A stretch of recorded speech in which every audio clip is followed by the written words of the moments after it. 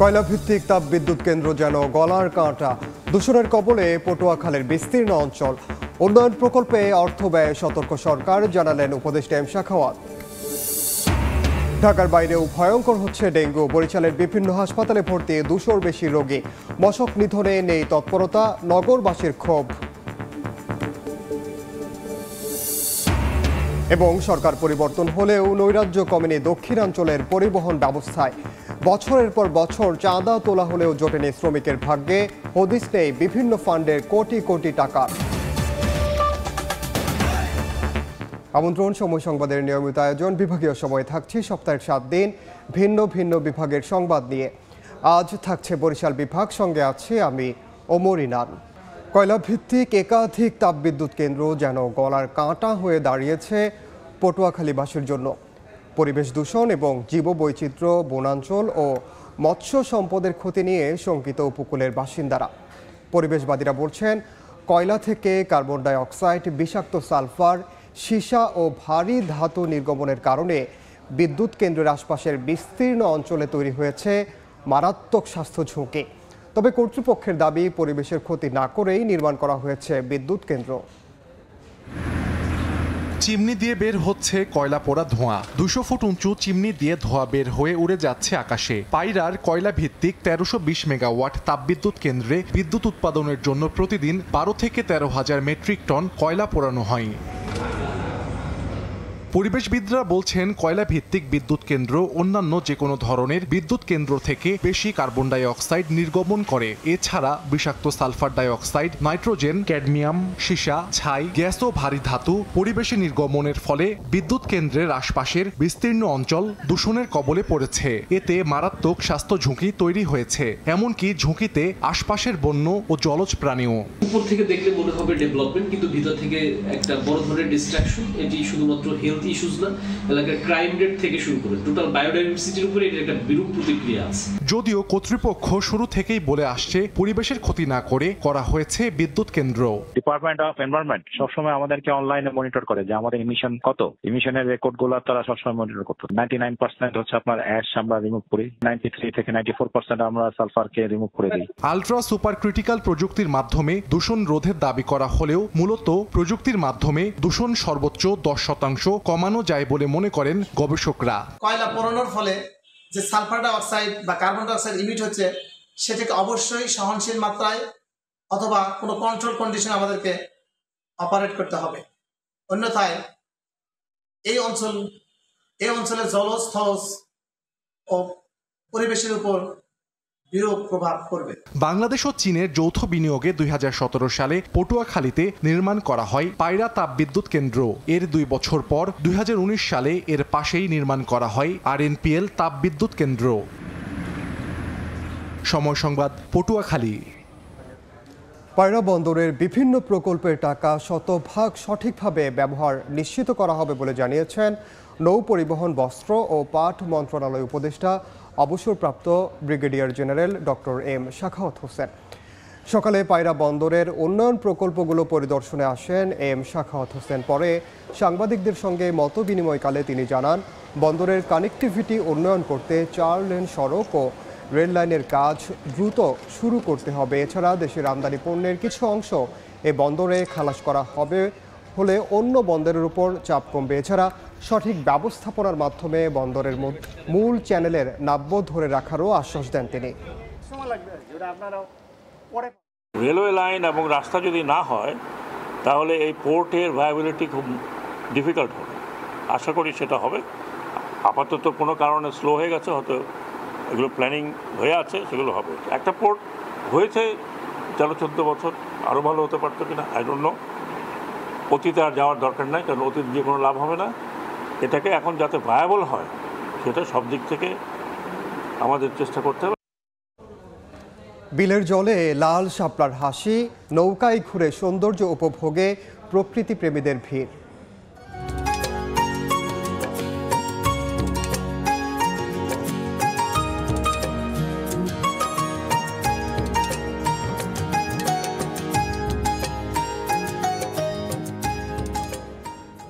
বরিশালের সাতলার শাপলা বিলের খবর থাকছে সংবাদের পরের অংশে। বরিশালের চোখ রাঙাচ্ছে ডেঙ্গু। বিভাগের বিভিন্ন হাসপাতালে ভর্তি হয়ে চিকিৎসা নিচ্ছেন 200-র বেশি রোগী। তবে হাসপাতালগুলোতে দেখা দিচ্ছে নানা প্রতিবন্ধকতা। সিটি কর্পোরেশন বলছে মশক নিধনে পর্যাপ্ত সরঞ্জাম না থাকায় হিমশিম খাচ্ছেন তারা। ডেঙ্গু রোগীদের জন্য নানা পর্যাপ্ত ওষুধ ও সুযোগ সুবিধা আছে বলে জানিয়েছে স্বাস্থ্য বিভাগ। সুমন হাসানের ছবি ও শাকিল মাহমুদের তথ্যের রিপোর্ট। একটু বৃষ্টি হলেই জলাবদ্ধতার সৃষ্টি হয় নগর জুড়ে, আর সেই সুযোগ কাজে লাগিয়ে প্রতিনিয়ত বংশ বিস্তার করছে এডিস মশা। নগরবাসী জানান, দেশের নানা ডামাডোলের মধ্যে ডেঙ্গুর প্রকোপের বিষয়টি অনেকটা আড়ালে পড়ে গেছে।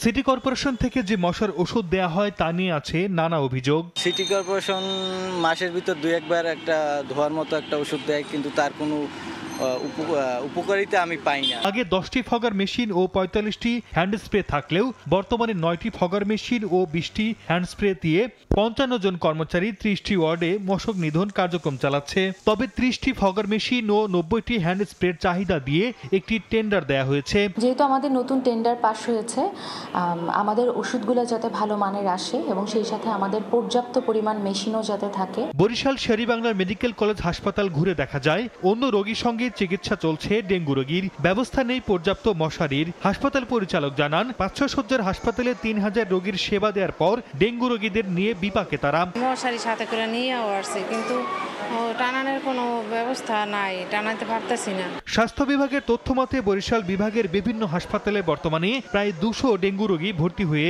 চিকিৎসা নিচ্ছেন। সময় সংবাদ, বরিশাল। বিভাগীয় সময় আরও থাকছে। পড়ে আছে জেলেদের সহায়তার প্রায় 1500 মেট্রিক টন চাল। জনপ্রতিনিধিরা আত্মগোপনে থাকায় বিতরণ নিয়ে অনিশ্চয়তা। সরকারি সুবিধা বঞ্চিত ভোলার 50,000 পরিবার। সরকার পরিবর্তন হলেও নৈরাজ্য কমেনি বলে অভিযোগ দক্ষিণাঞ্চলের পরিবহন মালিক শ্রমিকদের। বছরের পর বছর ধরে শ্রমিক কল্যাণের নামে চাঁদা তোলা হলেও তা জোটেনি শ্রমিকের ভাগ্যে। গত 16 বছরে বরিশাল কেন্দ্রীয় বাস টার্মিনালে কোটি কোটি টাকার কোনো হদিস নেই বলে অভিযোগ উঠেছে।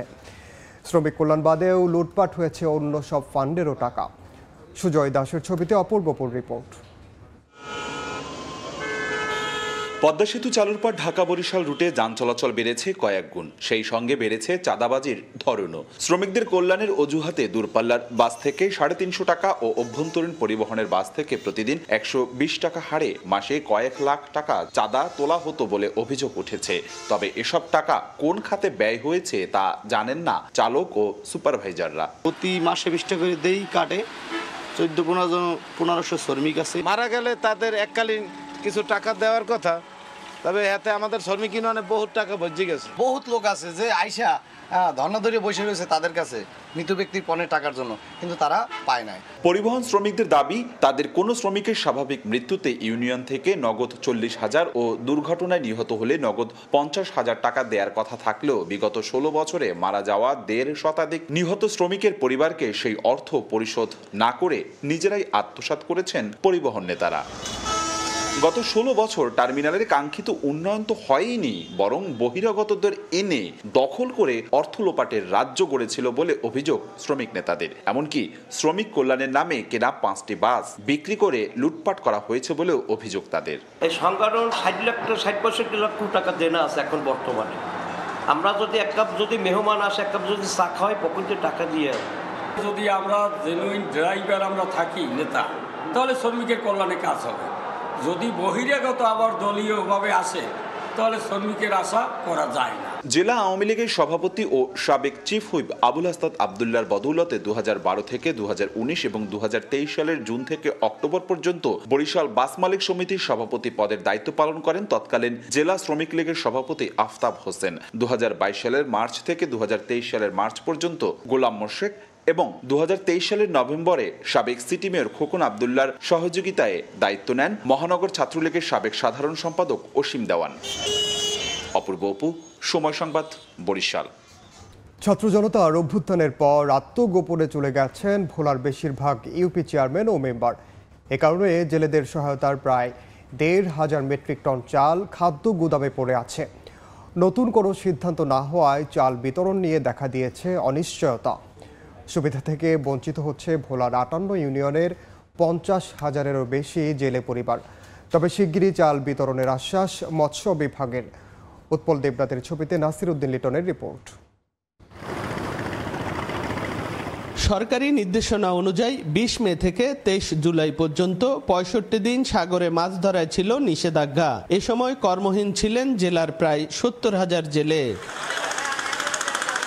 নিষেধাজ্ঞাকালে ৬৩,৯৫৪ জন জেলেকে খাদ্য সহায়তার জন্য বরাদ্দ দেয়া হয় ৮৬ কেজি করে চাল। প্রথম কিস্তির ৪২ দিনে ৫৬ কেজি করে চাল তালিকাভুক্ত জেলেদের মধ্যে বিতরণ করা হয়। ১৫ই আগস্টের মধ্যে দ্বিতীয় কিস্তির ২৩ দিনের ৩০ কেজি করে চাল বিতরণের নির্দেশনা ছিল।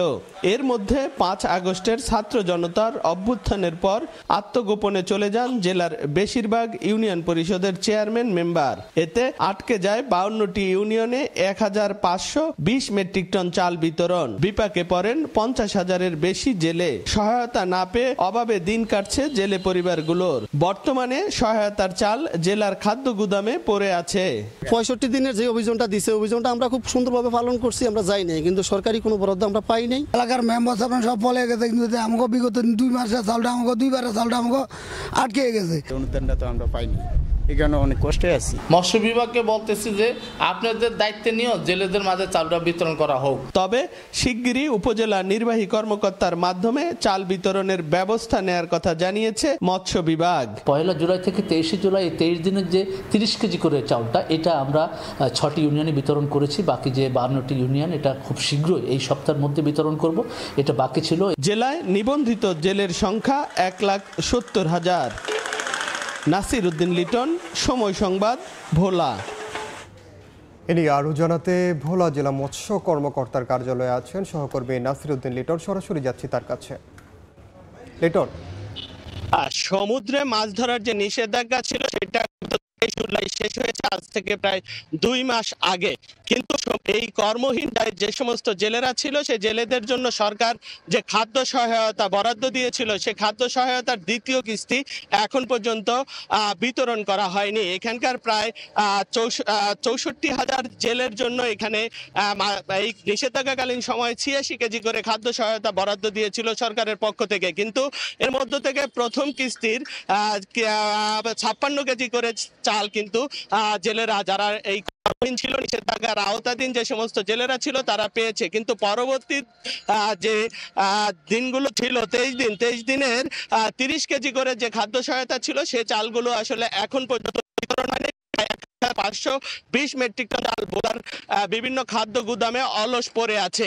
এটার উল্লেখযোগ্য কারণ হচ্ছে এই গত ৫ আগস্টে দেশব্যাপী যে ছাত্র জনতার গণ অভ্যুত্থান, সে অভ্যুত্থানের পর থেকে ভোলার প্রায় সকল ইউনিয়ন পরিষদের চেয়ারম্যান মেম্বারগণ আত্মগোপনে চলে যান।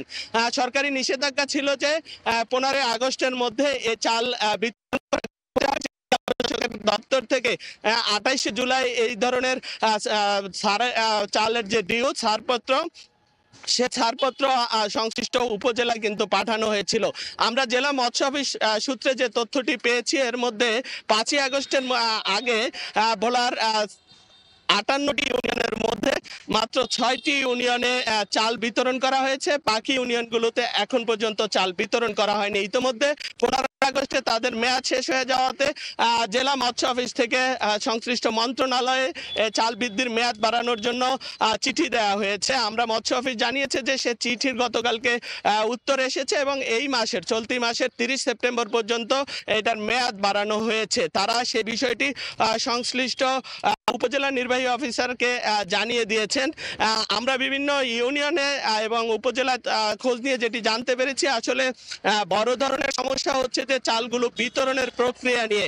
কিছুদিন আগে জেলা উন্নয়ন সভায় বিষয়টি নিয়ে আলোচনা হয়েছে। জেলা মৎস্য কর্মকর্তা বিশ্বজিৎ দেব আমাদেরকে জানিয়েছেন যে সেখানে আলোচনা হয়েছে উপজেলা নির্বাহী অফিসারের তত্ত্বাবধানে এই চালগুলো যে তালিকাভুক্ত জেলে রয়েছে সে জেলেদের মধ্যে বিতরণ করা হবে।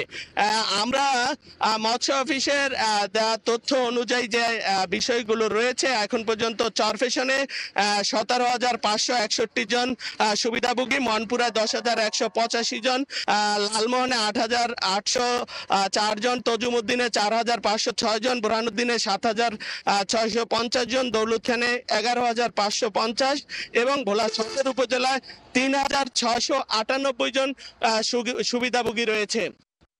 আমরা গত কয়েকদিন ধরে জেলেদের সাথে কথা বলে যে তথ্যটি জানতে পেরেছি, আসলে বৈরী আবহাওয়ার কারণে সমুদ্রগামী যে সমস্ত জেলেরা রয়েছে সেই জেলেরা আসলে সমুদ্রে যেতে পারছে না গত কিছুদিন ধরে। নদীতেও কাঙ্ক্ষিত ইলিশ পাওয়া যায় না, এই কারণে তারা পরিবার পরিজন নিয়ে নানা ধরনের সংকটের মধ্যে দিন কাটাচ্ছে, এক ধরনের অভাব অনটনের মধ্যে রয়েছে। এই অবস্থায় তাদের দাবি যে যত দ্রুত সম্ভব চালগুলো যেন তাদেরকে বিতরণ করা হয়। তো মৎস্য অফিস, উপজেলা এবং জেলা প্রশাসনের আশ্বাস যে এই 30 সেপ্টেম্বরের মধ্যে চালগুলো তারা সুবিধাভোগীকে বিতরণ করার প্রয়োজনীয় ব্যবস্থা নেবে। তো এই ছিল আমার কাছে ভোলা মৎস্য অফিস থেকে সমুদ্রগামী জেলেদের খাদ্য সহায়তা বিতরণের সর্বশেষ খবর। সরাসরি যুক্ত ছিলাম ভোলায়। এদিকে বৈরী আবহাওয়ার কারণে চলতি বছর বিপাকে পড়েছেন বরগুনার জেলে ও ট্রলার মালিকরা। সাগরে দেখা নেই কাঙ্ক্ষিত ইলিশের, এমনকি উত্তাল সাগরে অনেকে হারিয়েছেন জালসহ অন্যান্য সরঞ্জামও। এ কারণে পাথরঘাটা মৎস্য অবতরণ কেন্দ্রে কমেছে সরবরাহ। ভরা মৌসুমেও কাঙ্ক্ষিত মাছ নেই বরগুনার পাথরঘাটা মৎস্য অবতরণ কেন্দ্রে। দফায় দফায় বৈরী আবহাওয়ার কারণে মাছ শিকার বিঘ্নিত হওয়ায় অবতরণ কেন্দ্রের এমন দশা। 65 দিনের নিষেধাজ্ঞার পর গত 2 মাসে নিম্নচাপের কারণে প্রায় 1 মাস মাছ শিকার করতে পারেননি জেলেরা। প্রস্তুতি নিয়ে গভীর সাগরে গিয়ে আবহাওয়ার কারণে তড়িঘড়ি করে ফিরতে হয়েছে তীরে। এতে একদিকে যেমন অর্থনৈতিকভাবে ক্ষতিগ্রস্ত হয়েছেন, অন্যদিকে সাগরে খোয়া গেছে লাখ লাখ টাকার জাল ও দড়ি। 10 ফলট 20 ফলট জাল লইয়ে গেছে ভাই, এখন তো আমরা পুরো লসে আছে, ইনকাম আমাকে নাই ভাইয়া। 500-600 ফলট জাল গেছে, এখন তো টাকা নিতে পারি নেই। ঋণগ্রস্ত, এবার টাকা পয়সা তো মোটেও পাই না, এগুলো দেমকে দেয়, এগুলোর চিন্তাই তো সবাই। লস যদি এইরকম খাইতে থাকে তো একদিন এই মৎস্য ব্যবসা, ইলিশ মাছের ব্যবসা থাকবে না। শুধু জেলেরাই নন, বিপাকে পড়েছেন ট্রলার মালিকরাও। 3 থেকে 3.5 লাখ টাকা খরচ করে প্রতিবার সাগরে ট্রলার পাঠালেও উঠছে না খরচের টাকায়, আর মাছের সরবরাহ কমায় বেড়েছে দাম। একের পর এক বৈরী আবহাওয়ার কারণে জেলেরা খালি হাতে ফেরত আসছে, ফলে অত্র অবতরণ কেন্দ্রে মাছের অবতরণও কমে গেছে। বড় একটা বোট পাঠাইতে 3 লক্ষ টাকা খরচ হয় কমপক্ষে, কিন্তু আসে খালি হাতে। বেচে কত 14,000 20,000।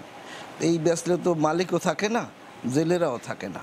বরগুনায় নিবন্ধিত 37,000 জেলে রয়েছেন, যার মধ্যে সমুদ্রগামী জেলের সংখ্যা 27,000। সময় সংবাদ, বরগুনা। বিভাগীয় সময় আরও থাকছে।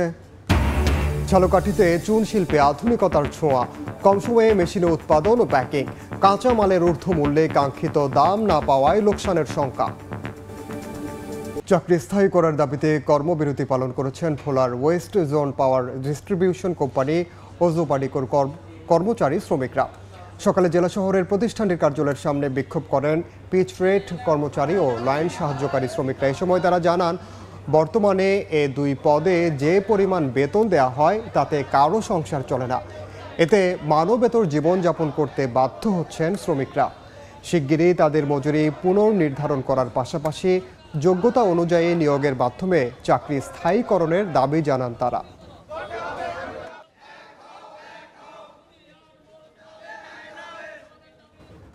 সনাতন পদ্ধতির পাশাপাশি ঝালকাঠিতে চুন শিল্পে এসেছে আধুনিকতা।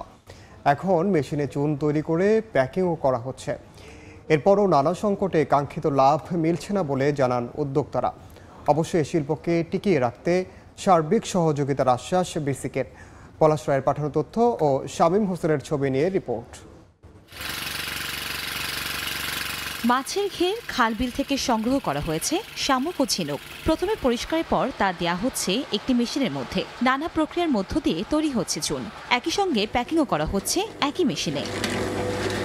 ঝালকাঠিতে চুন শিল্পে এসেছে আধুনিকতা। সনাতন পদ্ধতির পাশাপাশি যুক্ত হয়েছে আধুনিক প্রযুক্তি। আগের চেয়ে সহজ হয়েছে উৎপাদন, কমেছে সময়। তবে কারিগররা বলছেন বর্তমানে জলাশয়ে শামুক ও ঝিনুক কমে গেছে। কাঁচামালের দাম বেড়ে যাওয়া ও কাঙ্ক্ষিত মূল্য না পাওয়ায় এই শিল্প টিকিয়ে রাখতে কষ্টসাধ্য হয়ে পড়েছে। আমাদের চুন এখন আর আগের মতো নাই, শিল্প কইতে গেলেই শেষ। প্রচুর টাকা দিয়ে কিনতে হয়, বিক্রির সময় একটু কম হয় বিক্রি করতে। আগে কলার পাতায় চুন বেশি, হরি পাতায় চুন বেশি, এরপর এখন আধুনিক হয়েছে। পূর্বপুরুষ থেকে এই কাজ আমরা পরিচালনা করছি, আর এই কাজ আমরা এখন পর্যন্ত আমরা যারা এখন পরের প্রজন্মে তারা একটু ধরে রাখার জন্য চেষ্টা করতেছি।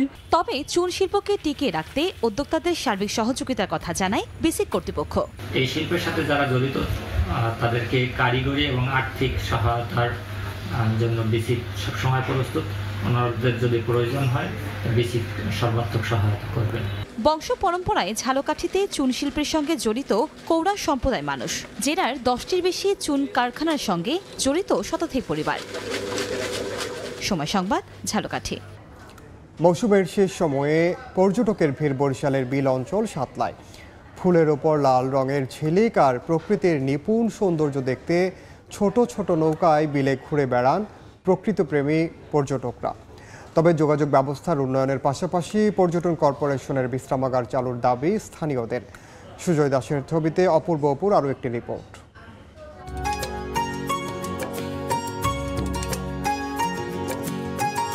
শরতের আকাশে সাদা মেঘের ভেলা, আর নিচে জলে ভেসে বেড়ানো সত্যি এক অনন্য অনুভূতি।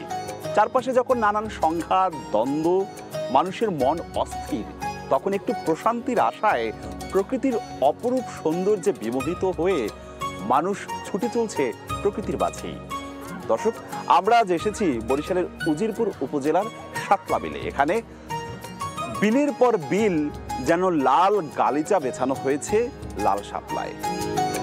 মৌসুমের শেষ সময় হলেও ফুলের উপর লাল রঙের ঝিলিক আর প্রকৃতির নিপুণ সৌন্দর্যের এমন মেলবন্ধন মন কাড়বে যে কারোর। এমন দৃশ্যের অপূর্ব সম্মিলন বরিশালের বিল অঞ্চল সাতলায়। নগরী থেকে সড়কপথে ৬৭ কিলোমিটার দূরে বর্ষার ৬ মাস নিচু জমিতে কোমর পানিতে সৃষ্টি এই শাপলা বিল।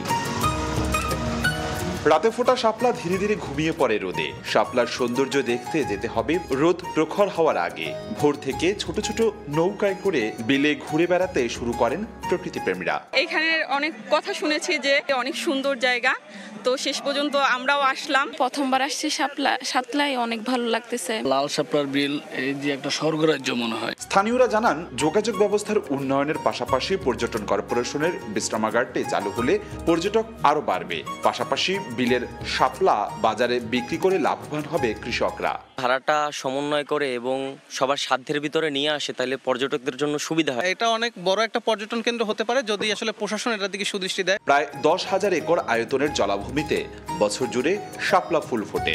তবে জুলাই থেকে অক্টোবর পর্যন্ত এর সমারোহ থাকে সবচেয়ে বেশি। অপূর্ব অপু, সময় সংবাদ, বরিশাল। এবার জেনে নেব বরিশাল বিভাগের গত সপ্তাহের আলোচিত ঘটনা। 19 সেপ্টেম্বর বরিশালে খাল পরিষ্কার পরিচ্ছন্নতা কার্যক্রম শুরু করে জেলা প্রশাসন। পরিচ্ছন্নতা অভিযানের অগ্রভাগে ছিল স্বেচ্ছাসেবী সংগঠন বিডি ক্লিন।